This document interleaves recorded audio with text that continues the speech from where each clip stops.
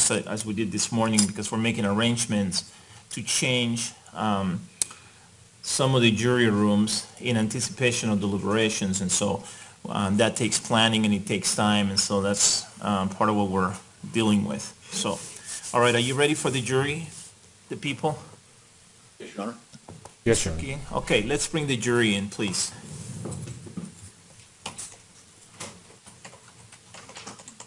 Judge, in light of what the court just said, I am still concerned about getting Dr. Gurr out of here by the close of business today. So I don't know, can we take a shorter lunch or? We'll take an hour, but part of this depends on you, and part of it depends on Dr. Gurr as well, depending on how the questions are answered. So.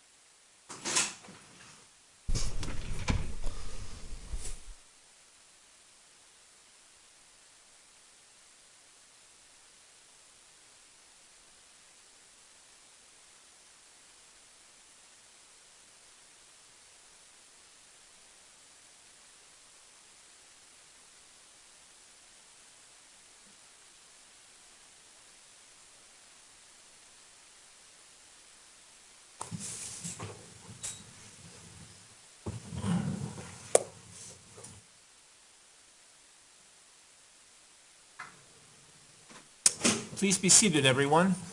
The record should reflect that the jury is back in the courtroom. Dr. Gurr, I remind you that you're still under oath. Mr. King, you may proceed with your redirect examination. Thank you, Your Honor. Dr. Gurr, forgive me for jumping around a little bit here. This morning, you were asked some questions that came from Dr. Reed's videotaped examination of Mr. Holmes, and you reviewed that entire videotaped examination, or have you not? Yes, I did. And counsel asked you a question about indifference, that Mr. Holmes said to Dr. Reed that he was indifferent about what happened in the theater. Do you recall that line of questioning? Yes. Do you recall in the video that it's actually Dr. Reed who says indifferent, that Mr. Holmes says impersonal, the same as he said to you and to Dr. Metzner, but then Dr. Reed says, no, I think it's indifferent instead, and suggests that to Mr. Holmes. Do you recall that? Yes. Ma'am, can I please have video clip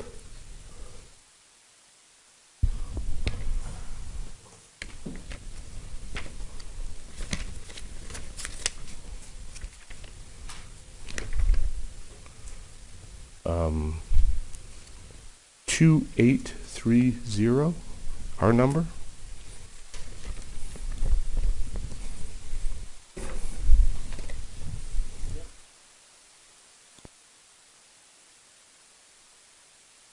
Why don't you two confer for a minute?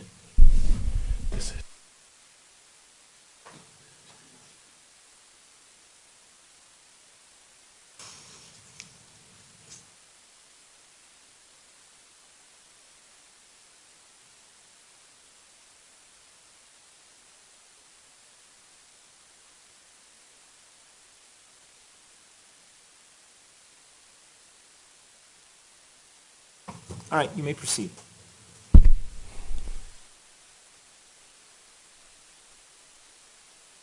A little earlier in our talk this morning, I used the word indifferent in place of impersonal once or twice. And I think you moved that into irrelevant. I'm not sure quite the context we were talking. Can you draw any distinction, or are they the same, between it's impersonal versus it's indifferent?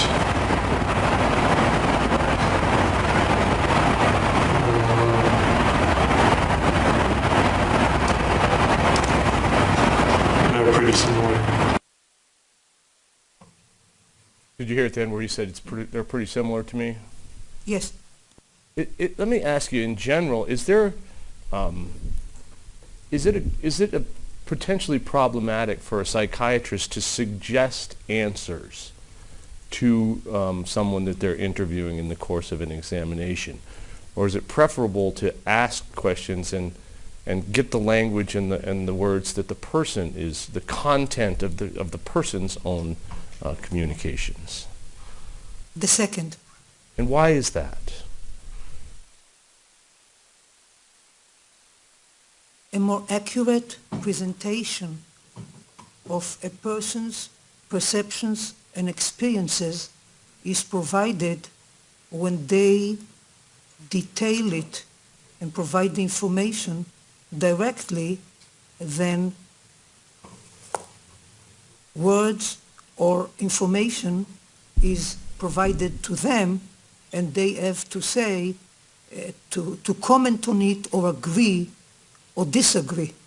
It's just common practice. You get significantly more valuable information when you ask the question, even if you have to wait and try in different ways for the person to describe their experiences rather than put words in, give them a word when they're not talking.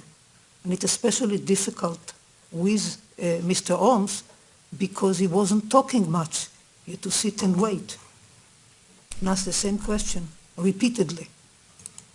Is there a danger or not in suggesting responses to the person and then placing significance on whether or not the person accepting the suggestion? Is that a potential problem? Yes. When you watched the videotape of Dr. Reed's examination, did you notice whether or not there appeared to be numerous times that he suggested answers to Mr. Holmes? Yes. You were asked about hatred of people, and Dr. Reed asking Mr. Holmes about hatred. Do you recall that line of questioning? Yes. Ma'am, may I have video clip 2822, please?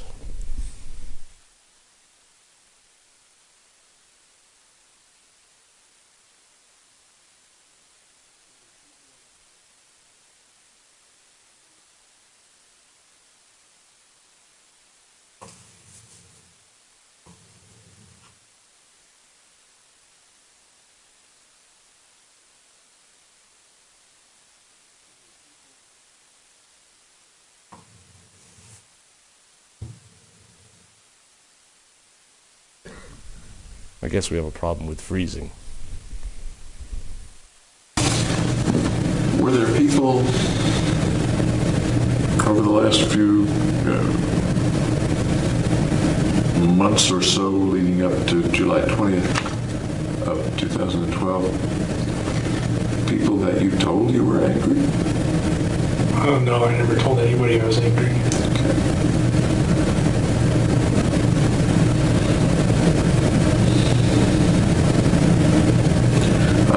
thinking of folks that you told, or who at least got the impression that in some ways you had a hatred of mankind, or were angry at mankind? I wrote Hatred of Mankind in the notebook. Okay.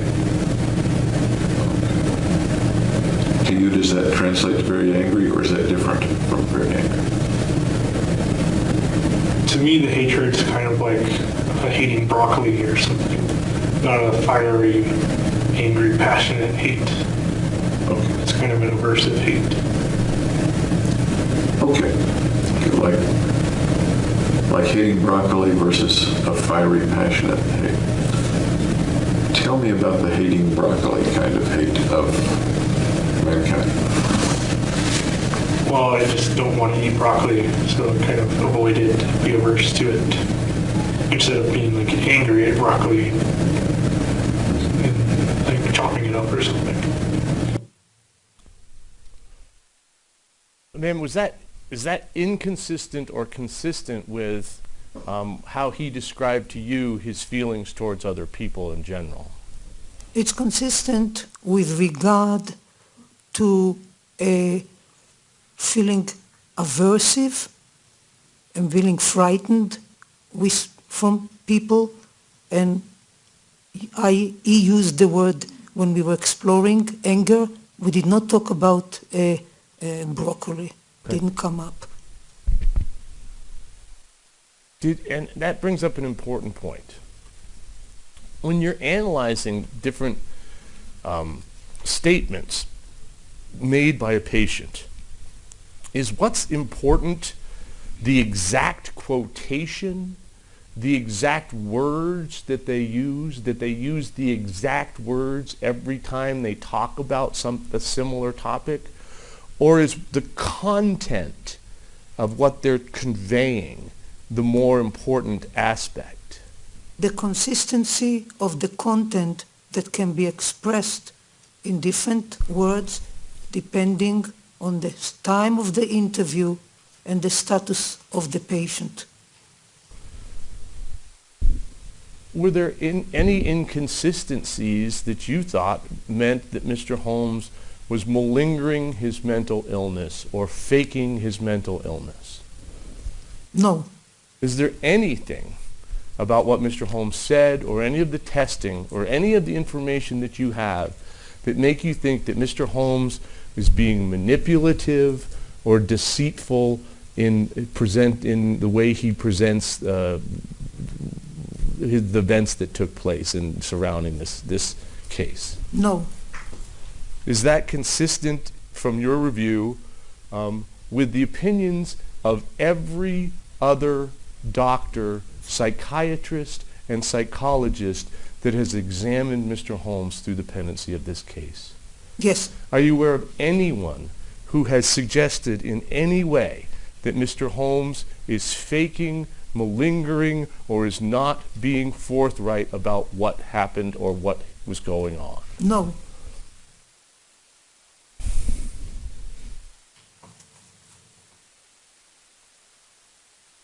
You were asked about whether Mr. Holmes said that to Dr. Reed that what he did was selfish. Do you remember that line of questioning? Yes.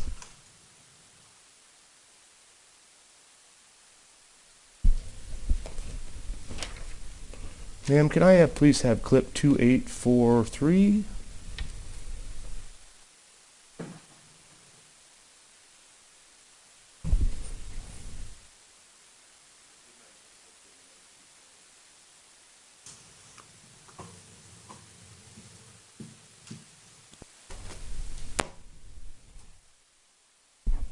The magnitude matters. Given that magnitude and the number of other lives affected, not just the folks in the theater, would you still hold to the idea that you're not a runner?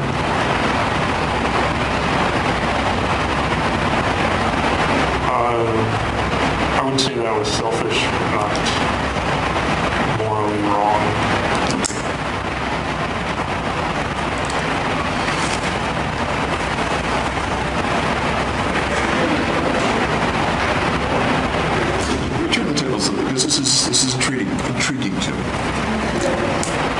someone had, in an effort to kill you, cut off your leg Okay. so that you're not dead in a peaceful dreamless sleep. You're alive with no leg and it hurts. Has that person wronged you? Yes. Because I'm not whole anymore. Is that person a wronger? No, not necessarily.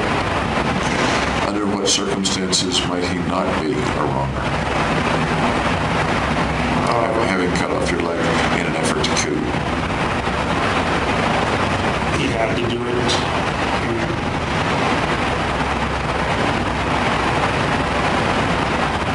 He had to do it too.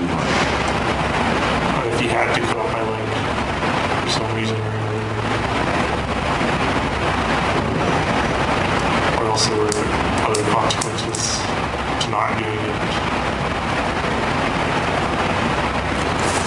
What if he was simply trying to kill you and didn't succeed? And he was trying to kill you in order to get a point for himself.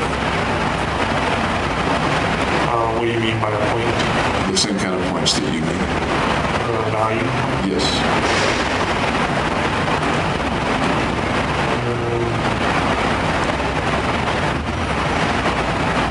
Then he wouldn't be wrong. You would not be wrong.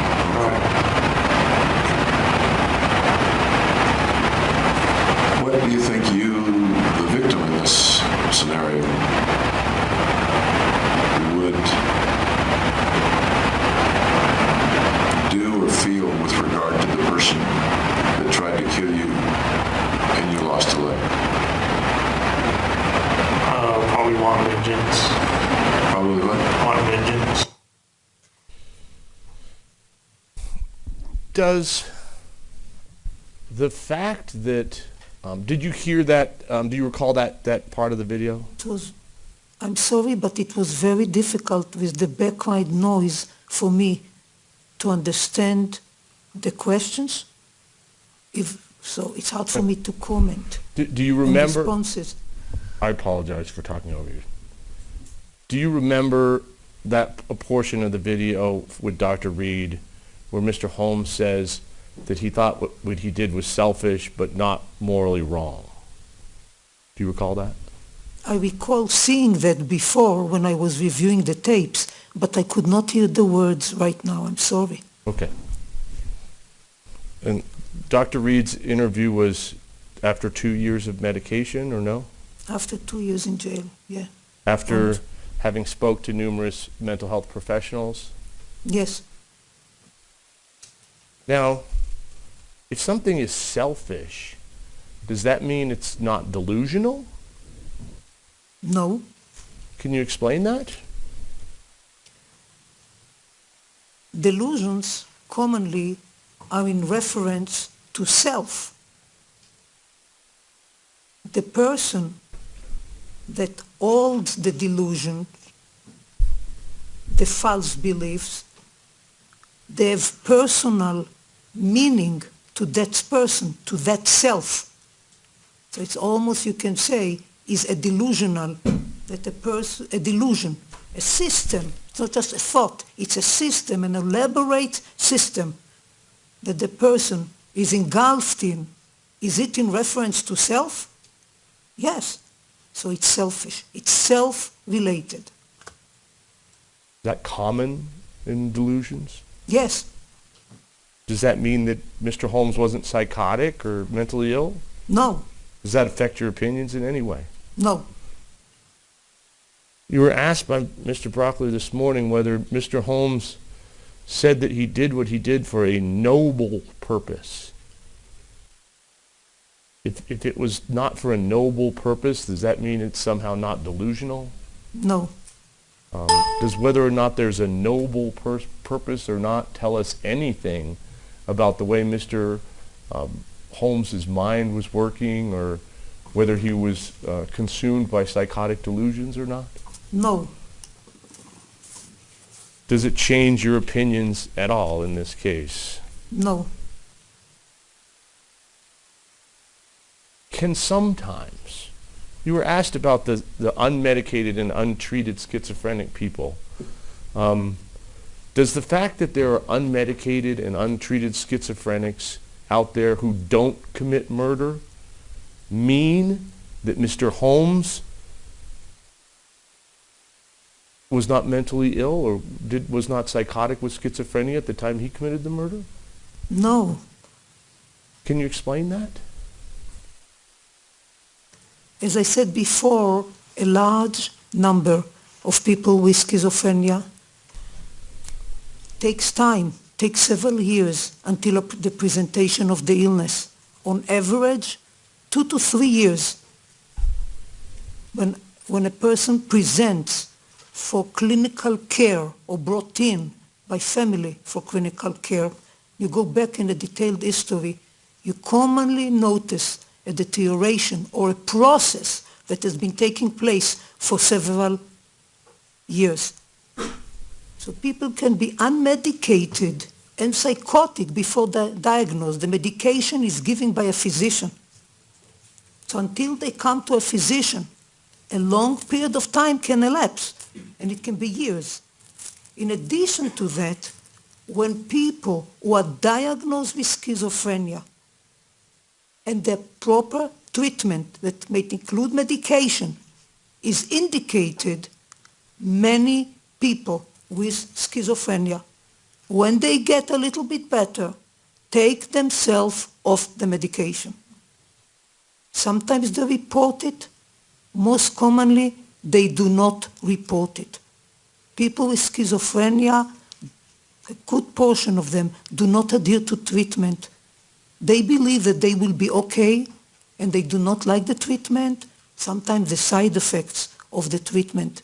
And the analogy that I'm thinking about, that I believe you asked me, is that does it mean the fact that he was not medicated, that he doesn't have schizophrenia or committed the act, does it rule out schizophrenia, or that it was not manifested? Is that the analogy that I'm thinking about is that when you have a faulty car, faulty ignition, and can affect millions of cars, but unfortunately only few at the specific circumstances of the speed that it might be associated with driving or the terrain will result in a disaster. Few will be dead as a result of that, from the faulty ignition. But it does not mean that when this occurred, it is not related to the faulty ignition. Not every faulty ignition results in that. So fortunately, only a minority of people who have schizophrenia commit this type of act and crime. The majority do not. And is it or is it not true that people with higher intelligence tend to have more bizarre delusions than others who are not so intelligent? And might that affect how this case unfolded? This is correct. It can take longer to present, for them to reveal symptoms. Denial of illness is extremely common in schizophrenia. People are not born with an S on their forehead, and it is difficult for them to accept and admit that they are different and that they have a serious mental illness. Extremely difficult. And in your opinion, was that difficult for Mr. Holmes? It was very difficult for Mr. Holmes. He went through years of trying to distract himself from the thoughts that initially, not on a daily basis, but later on frequently, will go through his head of kill yourself and then kill others. It was a process, and he worked at it and tried to find ways of putting the thoughts down, putting them away. And we all do. When we sometimes have unpleasant thoughts, not related to suicide or homicide, but that we don't like, it's a natural reaction. And when these thoughts are so severe and extreme to a young person, why do they come? What's wrong with me? Extremely overwhelming. And he did not disclose it to anybody to a professional, until he presented in student health, verbalizing that he thinks about killing others. So we're talking about years of him trying to deal with it by himself until he could no more. In graduate school, went to look for help with the hope or belief that the psychiatrist who saw him will be able to fix it. And that was going to be my next question is it significant then, psychiatrically in your opinion or not, that despite that, Mr. Holmes voluntarily went to a psychiatrist and told them he was having thoughts of killing lots of people? It is significant, it's unusual, and part of it I attribute to his high level of intellectual functioning. The sufficient insight that he had and the length of the process, it didn't happen overnight. The years that he was struggling with it to realize I am different than all the other kids that I encounter in high school. This is when the premorbid phase began to emerge, realizing I'm not the same. There's something different about me. Now, are there, despite the reticence that you're talking about to accept your own mental illness or one's own mental illness and accept treatment for that, are there those, like Mr. Holmes, for example, that do in fact seek out treatment and take the medication that they're given? And is that what he did? Yes. And is that what he does to this day? Do you know whether or not he's compliant in taking his antipsychotic medications? He's compliant, and he reported, and it's in my record, I believe, that the medications have been helpful to him, and he wished to have had them before, that the antipsychotic medications are helpful to him. Can delusions be distasteful to those of us, to healthy people? Might they appear distasteful? Or can you elaborate on that a little bit? Yes, I mean, delusions are,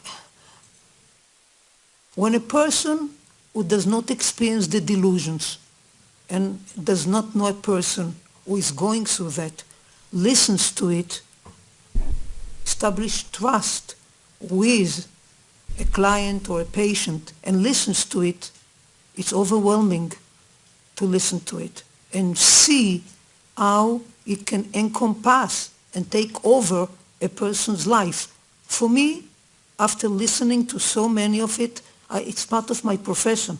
But for other people, including family members who are not familiar, when we disclose it, they are shattered by it.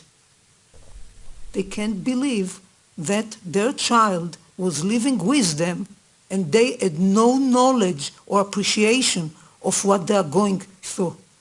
Okay. Did Mr. Holmes choose the delusions that he suffers from? No. Now, you just talked about him struggling with this for many years. In your opinion, did he find the delusions distasteful? Yes. He made every effort not to have the thoughts that were intruding into his mind, his brain. Yes, he made every effort. And I think I mentioned that by some of his activities, plucking his hair, that he found helpful. Yes. And in this struggle over many years, did he win? for a long time. Was he able to suppress these delusions? He was. In the end, did the mission overcome the desire to get well? Yes. In your opinion, is that or is that not part of the psychotic process? It is part and parcel of the psychotic process. Now, you were asked some questions by Mr. Brockler yesterday about how important it is to interview the parents of your patients. Do you remember that line of questioning? Yes, read from my book. And that was your little book, and do you recall what's the name of that book that he was quoting from? I mean, there were two books. I'm not sure which one he was quoting for. It was commissioned by the Annenberg Foundation that was making an effort, Annenberg School of Communication at the University of Pennsylvania, making an effort to increase public awareness of mental illness. And there were different commissions for that. I was the chair of the Schizophrenia Commission. Many experts from across the United States, leading academic institutions participated. It resulted in a big book, and then the Annenberg Foundation asked me to put a book that describes simply, the focus was on adolescents, early onset of symptoms that will be available, and we distribute it freely to parents of young people with schizophrenia, and a book that Sustained. Was... I can look in my... No, that's okay. Was... Mr. Brocker read you a quote from that book about the importance of interviewing parents. When you wrote that, was that or was it not intended for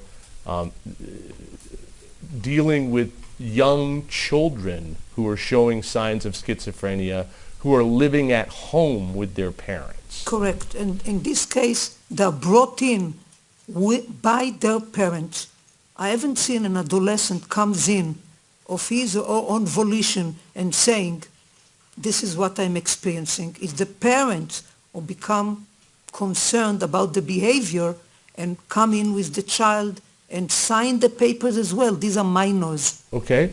And in that context, would the parents have a tremendous amount of information about their child because they live with them? Yes. Sustained. Would they have a tremendous amount of information because they lived with them, or would they not? They will. They observe them on a daily basis, going to school, during meals, during family activities, and that's the information that we obtain from them. Now, this went on for a long time yesterday, where we talked about, your interview with the parents in this case. And let me ask you this.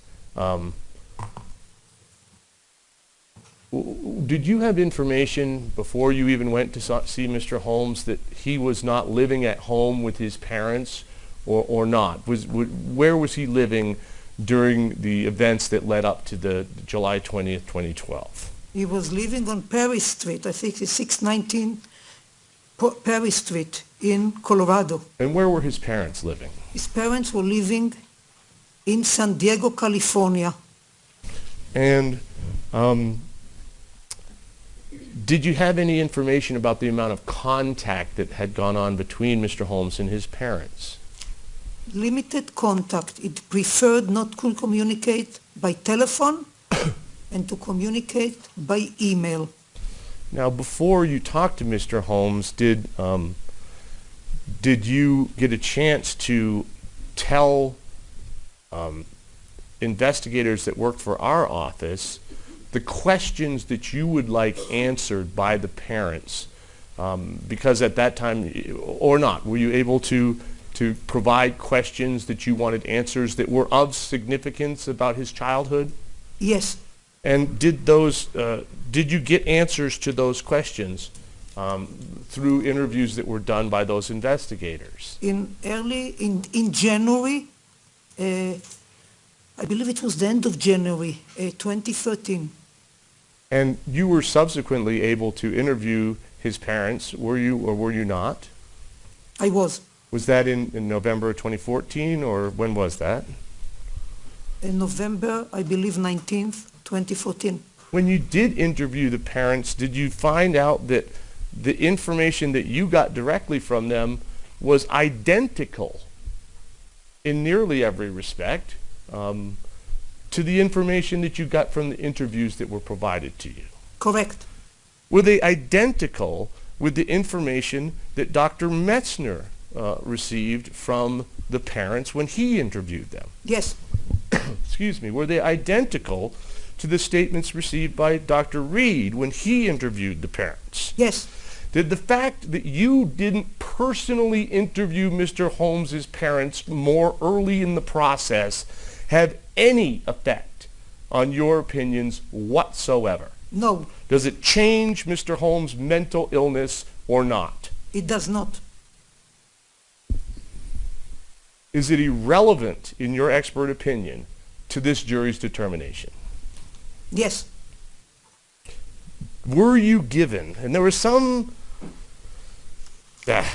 questions about information and records provided to you by the defense. Do you recall that line of questioning? Yes. Were you provided with interviews that were done by the defense? Yes. Were you provided with videotapes, home videos? Yes. Were you provided with photographs or not? Yes. Were you provided with records, Yes. actual records that documented what happened? Yes. Do you have any reason to think, or not, that those were doctored, manipulated, specially selected in any kind of way? Absolutely not. Did you receive, through the course of this case, all of the disclosures that were made to the court-appointed experts, Dr. Metzner and Dr. Reed? Yes. Did they receive the identical information that you received from both sides?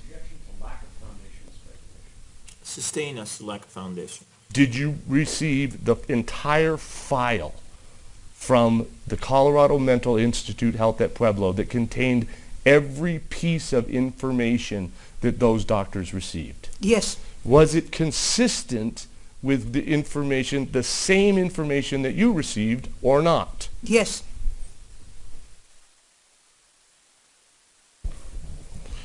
You were asked questions about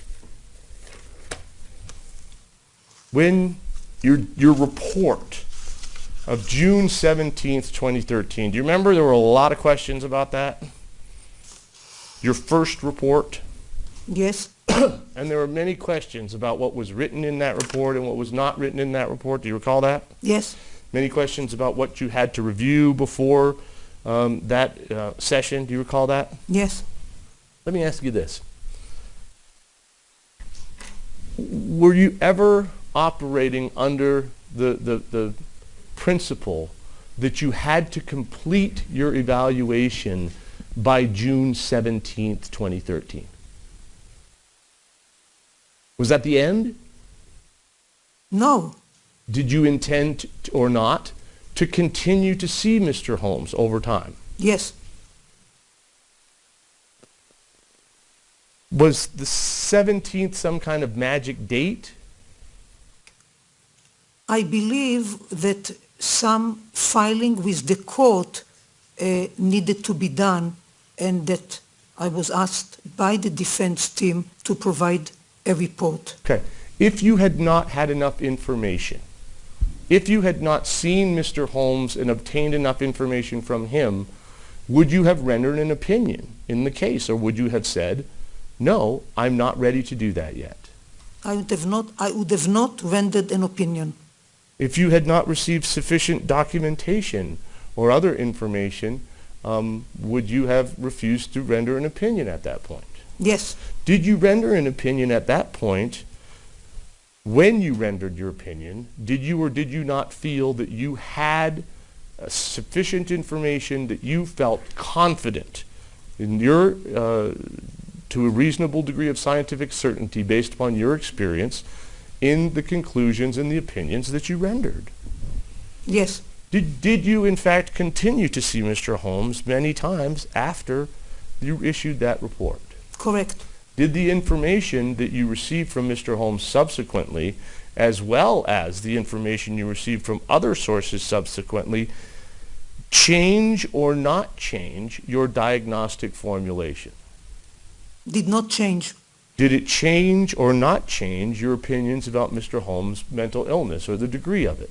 Did not change. Did it change or not change your opinions in any way about whether or not Mr. Holmes was had the capacity to distinguish between right or wrong from a societal moral view on July 20th, 2012? It did not. If you had changed your opinion or seen anything that affected your opinion or changed your opinion, would you have issued a report indicating that that was the case? Yes, When you issued your second report, did you indicate in that you had the same opinions and the reasons why you felt that that was reinforced by all of the information and contact you've had with Mr. Holmes since then, or was that not what you said and what you meant? no. No. No, I mean, I think it was maybe a complex, is that yes, I was consistent. I did not change my opinion. Or maybe I didn't follow your question. Maybe I asked a really bad question. It's probably the more likely. You were asked a lot of questions about when you had the notebook and when you didn't have the notebook and when you went over the notebook or didn't go over the notebook. Did you have the notebook before you wrote your report on June 17th, 2013? I did. When did you receive the actual notebook, a physical copy of the notebook? On February 13, 2013. Previous to that, in November of 2012, before you saw Mr. Holmes at all, were you able to review the notebook for about an hour but unable to take actual possession of a copy? Correct, on November 28, 2012. Did you begin going over the notebook in detail with him on your visit in May of 2013, and did that continue or not in your visit in August of 2013? Correct. Was there anything in your review of the notebook with Mr. Holmes that changed in any way your opinions about his mental illness, or did they make them even stronger? Even stronger. Was there anything contained in the notebook or your review of the notebook with Mr. Holmes that made you change your opinions about whether he was sane on July 20th, 2012? No. You were asked some questions about Mr. Holmes. Well, strike that. This morning you were asked some questions about picking and choosing information. Do you recall that? Yes. Mr. Brockler asked you some questions about Mr. Holmes' treatment at the Community Human Services Center, Family Services Center in Salinas, California, when he was 8 years old. Do you recall that? Yes.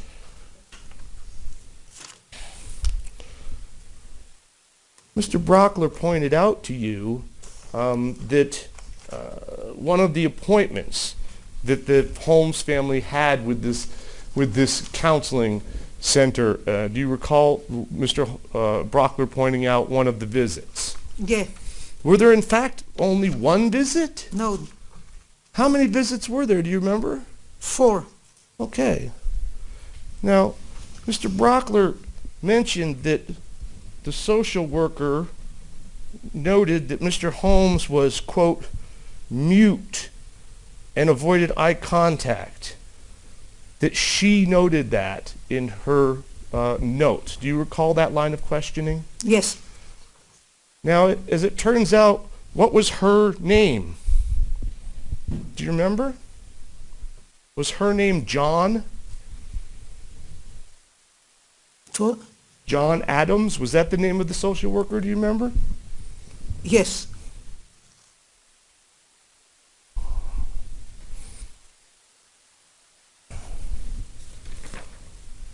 In your experience as a psychiatrist, would it be unusual or not for an 8-year-old child brought in for treatment for the first time in their life and meeting a treatment provider to be shy about that and avoid eye contact and perhaps not talk? Not at all. Can you explain that briefly, please? I want to may I put it in context? Yes, ma'am. If you could briefly, please. I'm an adult psychiatrist. My PhD is in clinical developmental, so I've seen children as part of my training in psychology. In the past few years, since 2009-10, I've been directing a large project that deals with children from age 8 on. And I'm currently, in the past few years, I've been working with Children's Hospital, where I do see children from age 8 on. Children, and for those of us who have children, when they're brought in to an unfamiliar setting, brought in by the parents, because there's some issues or problem, many times do not talk and sit quietly, and for somebody as shy as Mr. Holmes, this is quite common. Now, in the other visitations during that counseling session, the other 3, was Mr. Holmes reported as being, or not, as being talkative, smiling, good eye contact, increased socialization with his peers, riding bikes? Correct. Is there a danger in selecting a specific piece of information and taking it out of context, doctor, in light of when you're trying to make this kind of determination, this kind of diagnosis? Yes.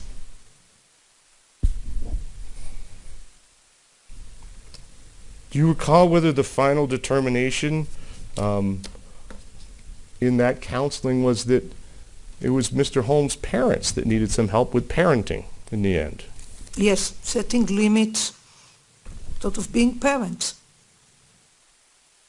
Now let me ask you about that. Is it significant, the reason why he went to counseling, or is it significant in your expert opinion that there was something there, that there was something that his parents identified at the age of 8 that was wrong enough that they felt they needed to go to a professional? Correct. Now we talked about the treatment with Mel Lipsy, which was when he was in his teens. Is that right or not? Yes. There was a lot of talk about why he went in for treatment, whether it was due to the suicide attempt or slapping his sister or a number of different reasons. Do you recall those? Yes. First of all, a boy slapping his sister, is that odd or aberrant violent behavior, in your opinion? I mean, I don't like it to happen, having boys and a girl, but my understanding from talking to his parents was that his sister, who is 5 years younger, was in his face, following him, interfering with his functioning, with his daily activities. So at one time, he slapped her. Is it odd for that to happen between siblings? No. Is there psychiatric significance to that? No. Now, is it important in your opinion, psychiatrically important, the reason why his parents initiated the treatment, the specific reason, whether it was the suicide attempt or not? Or is it more psychiatrically significant to you the fact that they again determined when he was in his teens that there was something wrong that needed to be identified and helped by a professional? Correct. Do we know whether or not he saw Mr. Lipsy several times or over a period of like a year? Yeah, I believe there was 16 sessions, but That's what I remember, at multiple sessions. Do we know or do we not know what the content of that treatment was, or have all the records been destroyed? We do not have the records.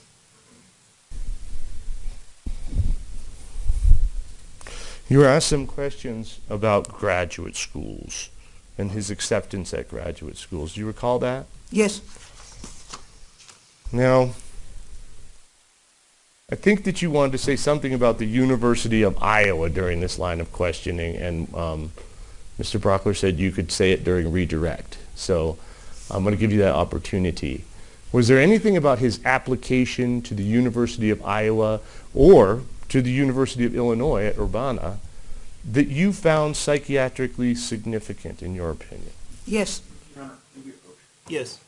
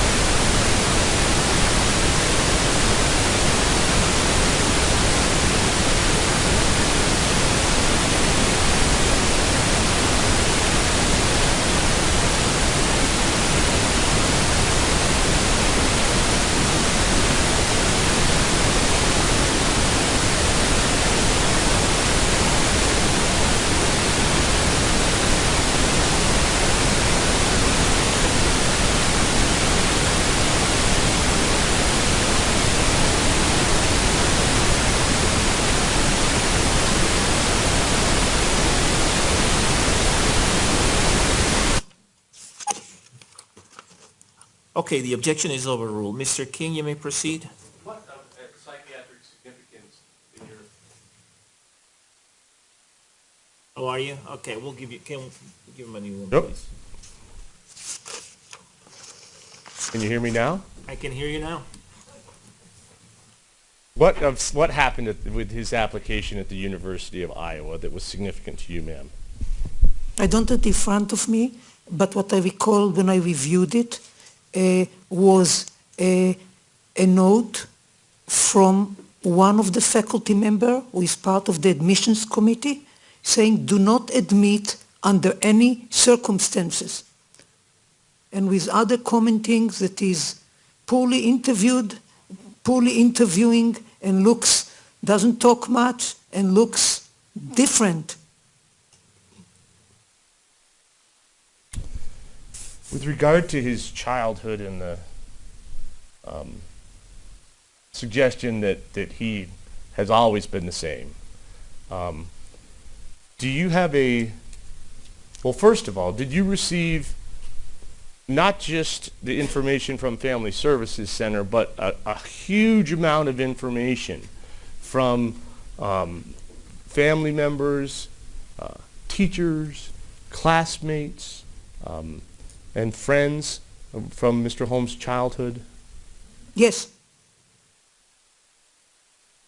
And did you receive similar information from when he was in high school and in college? yes. In your opinion, was he always the same in terms of the social aspect of his life, or was there a change that took place around the time they moved back to San Diego, in that he became more withdrawn. Yes. I'm sorry, that was a choice question. I don't think it can be answered yes. So why don't you repeat your question? Okay. Was there a change, based upon all of the information that you got and the many, many interviews that you reviewed, was there a change that took place around the time of the move in that he became more withdrawn, or has he always been the same? Against the background of a shy, quiet child, but fully engaged in school and in friendships in the community, there was a change after they moved to San Diego.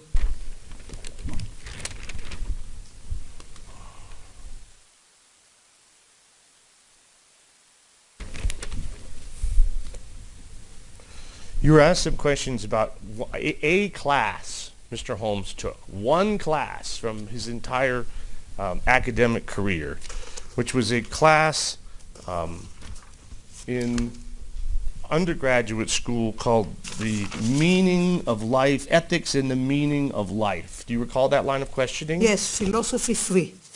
And you were asked about the books that he read in that class. You don't specifically, do you specifically recall the books that he I read don't in that class? recall, but I picked it up. Okay. Let me ask you this.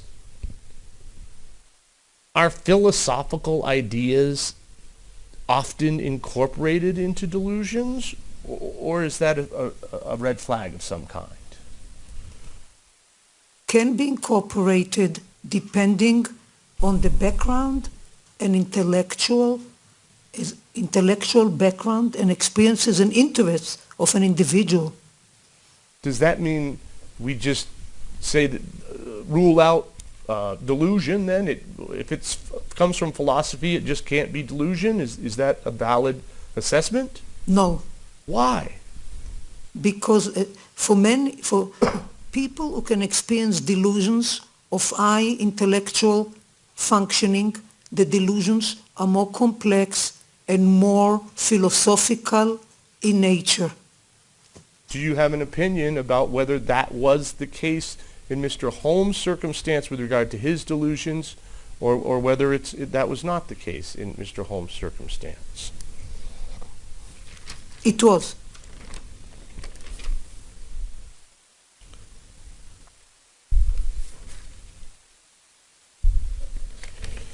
Does the fact that Mr. Holmes took a class when he was in college called the Ethics and Meaning of Life affect in any way his mental illness as you saw it develop in 2012?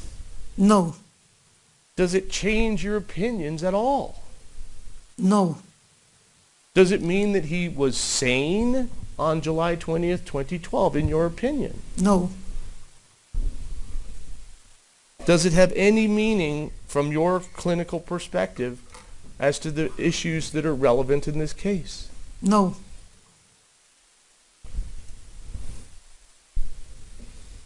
You were asked about whether Mr. Holmes performed below expectations in grad school. Do you remember that? yes, Now, did Mr. Holmes continue to go to class in the spring semester of 2012? yes, Did he continue to turn in his homework assignments? yes, Did he continue to ride his bicycle to class? yes, Did he, well,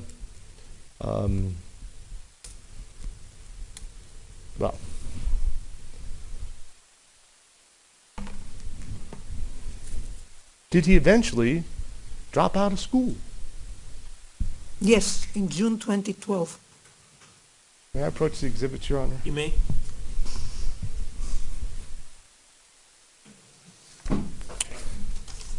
Ma'am, Ms. Huntsman, can I please have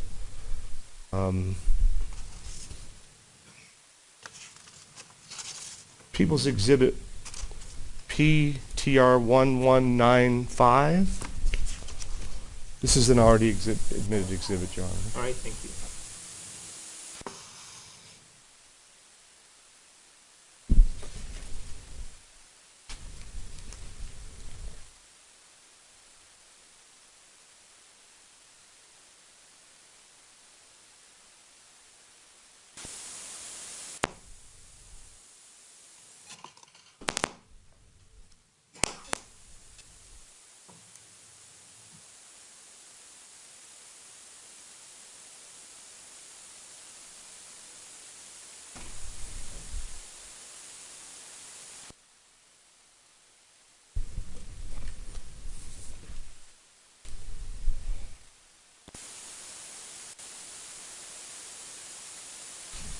Apparently it's not working. Apparently not. I'll just move on without it.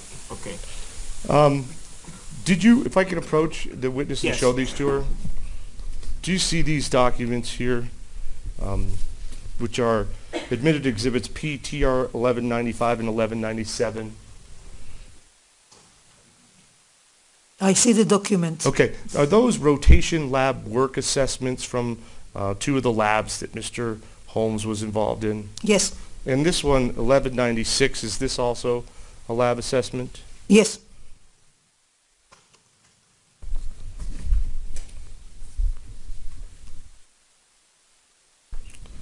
Do you recall, and if you need to look at these again to refresh your recollection, you can let me know. In the lab assessment from Sukumar Vijayaraghavan's lab, do you recall that he did fairly well on that assessment?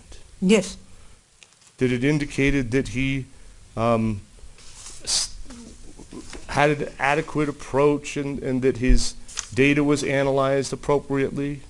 yes, Do you remember whether or not in his presentation he had slides that were organized, yes, that his comments added value to the slides? Do you recall that? yes, That he got a medium grade on responding to comments from the audience? Do you recall that? yes, When you looked at People's Exhibit 1196, though, which is the Mark Delacqua's lab from 2012, is there a marked decrease in performance there?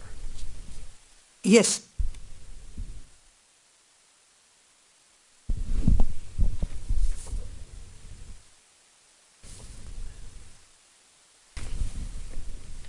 Did he get a poor grade on understanding of the assigned reading related to the project? yes, Did he get a poor grade on understanding of the project? yes, Did he get a poor grade on ability to design and interpret experiments? yes, Did he get a poor grade on ability to communicate in general on a day-to-day basis about the project? yes, Did he get a poor grade on performance in rotation presentations? yes, Did he get a poor grade on demonstrating enthusiasm for the project?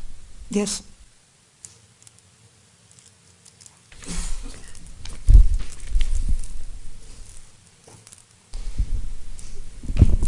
Do you recall in Dr. Metzner's report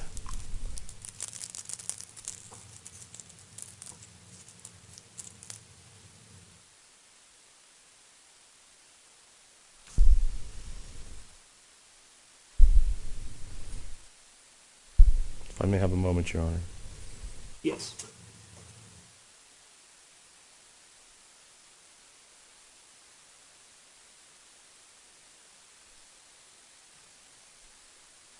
Do you remember in Dr. Metzner's report the following quotations about his final prelim? Professors report that James was unable to get from A to G in a timely, organized manner in his answers. They stated that they were concerned that he might not have more than a superficial knowledge of the material, or that he simply knew the words to use without understanding the concepts. They stated that he performed poorly uniformly, not on one particular portion. Do you remember that? yes,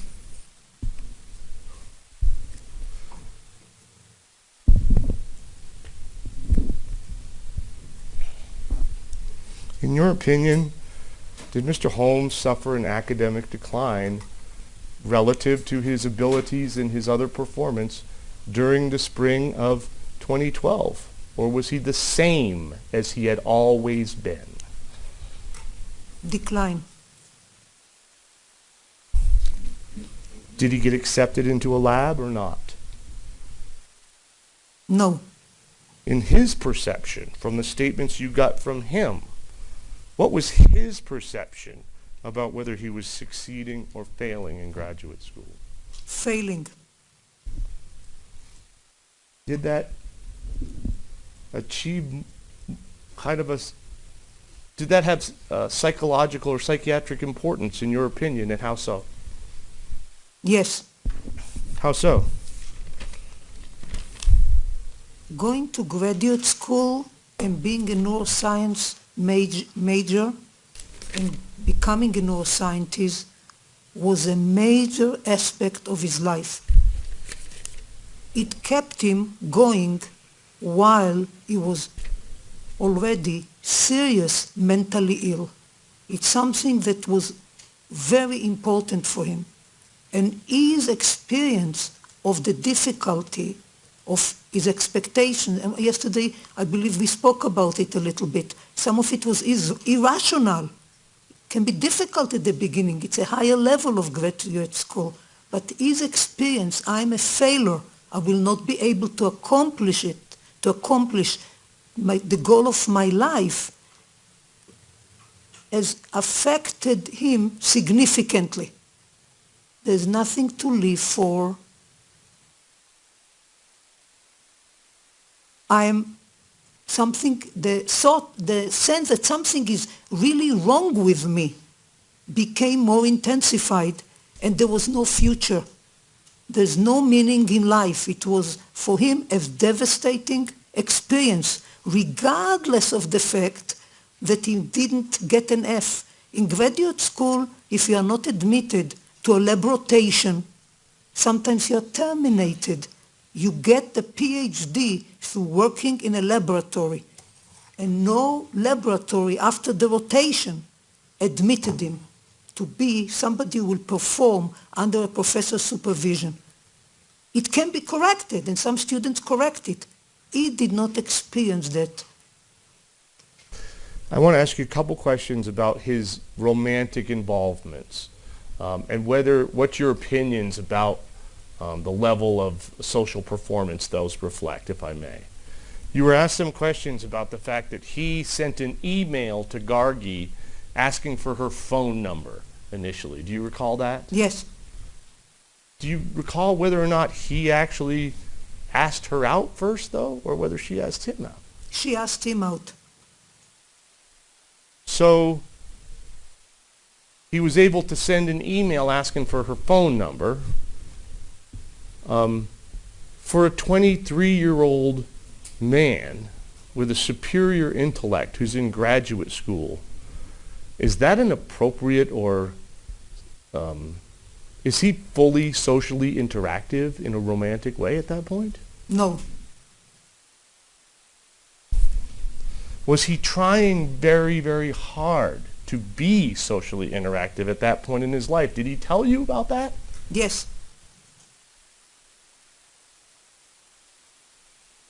Now, you were asked about in the springtime whether he was increasingly isolated. Do you remember that line of questioning? Yes. And Hillary Allen was brought up. Do you remember her? Yes.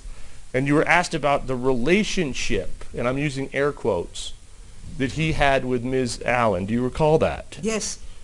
What did that relationship consist of? They went on a hike one time. Okay. And did they send a series of text messages back and forth intermittently or not? Yes. Did she ever, to your knowledge, express a romantic interest in Mr. Holmes? No. Did they ever have a second date? No.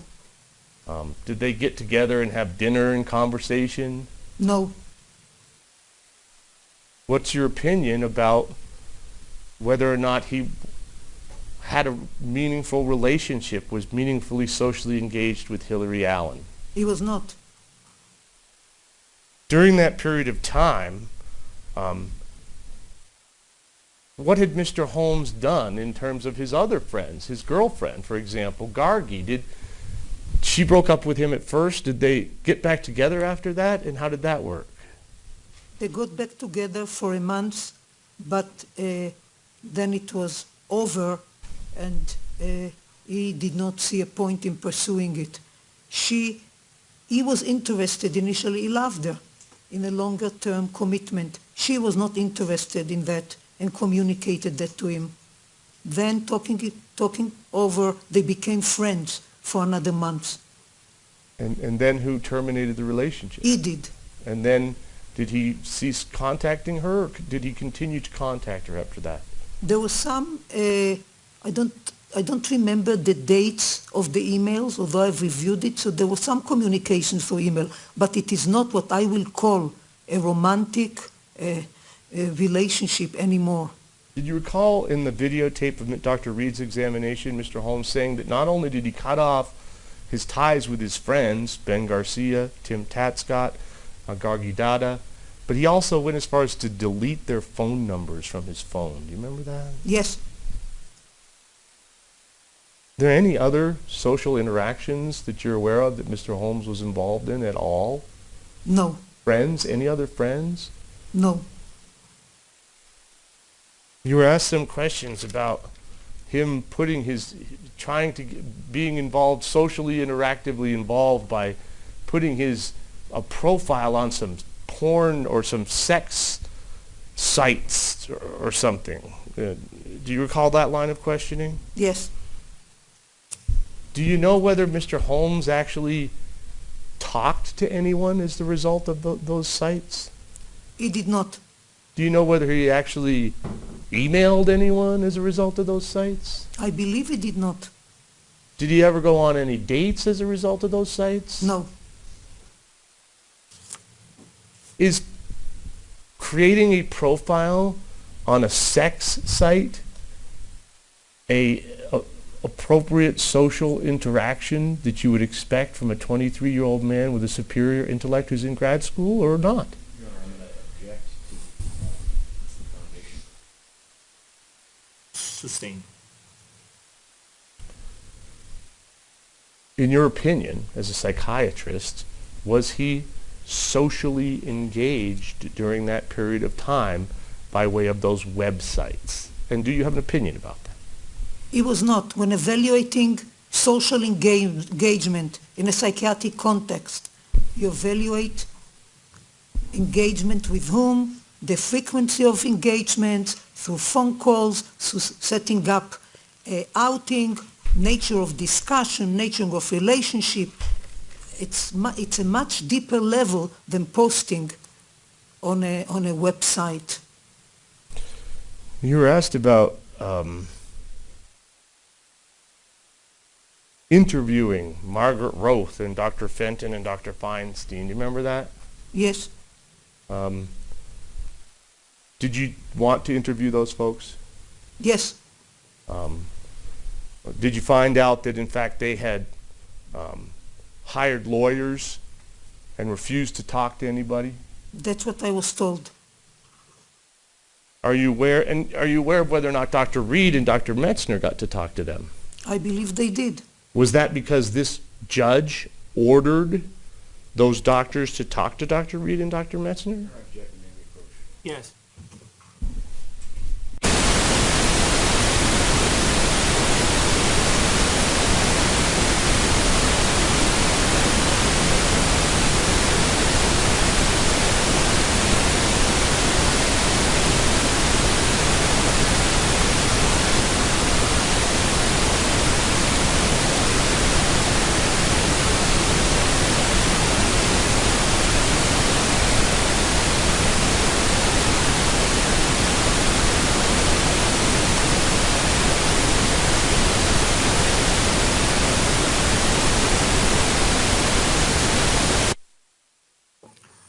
All right, the objection is sustained.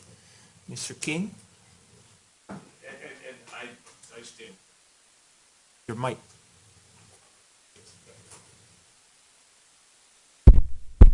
Thank you. And I stand corrected. That was my mistake. Was it the fact that the judge ordered them to talk to them or issued an order that indicated that privilege had been waived and that they were authorized to do that?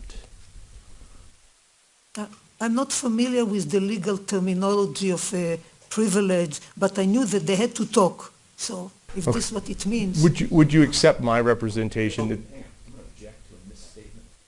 The objection is sustained, and that last answer is stricken, and the court should, the jury should disregard it. Okay. So you should treat it as though you never heard it. All right, Mr. King. would you agree that they weren't ordered to talk, but there was an order issued authorizing that privilege was waived to enable that to happen? Yes. Judge, I don't have any, now might be a good time to take a break and change the batteries, I guess. Oh, If you okay. want to do that. All right. Members of the jury, let's go ahead and take our lunch break. Is everyone okay taking 1 hour today? Yes, and some of you are saying yes before I finish the question. So I'm going to take that to be an enthusiastic yes.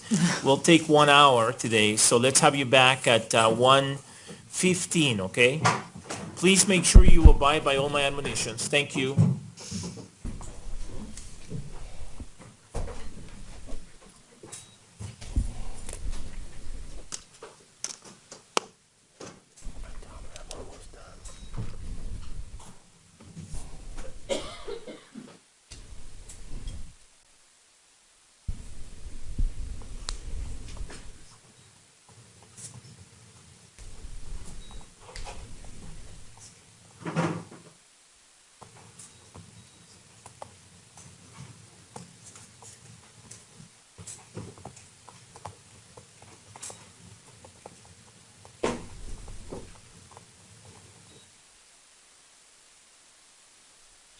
The record should reflect the jury has exited the courtroom. Everyone may be seated. So it's about 12:15. Let's have everybody back at 1:15. That gives us almost 2 hours. There's no reason why we can't get done with Dr. Gurr by 3 o'clock. I have maybe 15 minutes left, Judge. Great. At the most. Okay, great. And Judge, by way of, just in terms of scheduling as well, we still have some video to show. Right. And we've taken a look at that, and Right. we don't believe that we are requesting to publish any more of the video from the police department. And if I can get the exhibit number for the court in a moment, we think we published enough for now. If the jury wants to watch more, they can certainly watch more. But we're not intending to play the rest of the 4-hour video. Does the prosecution have a position on that? Yep. All right. And Okay. the other thing is we may not be requesting to publish the entire 2-hour video of him in the jail as well. Those were introduced in their entirety because I didn't want to get an objection that we had edited them somehow. But I think that the either side can play whatever relevant portions they want to, and we probably will only be asking to play about 15 minutes, the first 15 minutes of that second video, rather than the entire 2-hour period. All right. The prosecution can think about that during the lunch hour as well. All right. And then do you know yet then after Dr. Gurr who your next witness is? We will not be calling Dr. Gray, Okay. but we may have to recall Dr. Mr. Gondlak Okay. very briefly, and I think that's it. But there may be another brief witness, but nothing significant, Your Honor. I think we're going to be well done before the end of the day. Okay, great. All right, and then we'll talk at the end of the day about the prosecution and its rebuttal case, okay? All right, the court will be in recess. Thanks, everyone.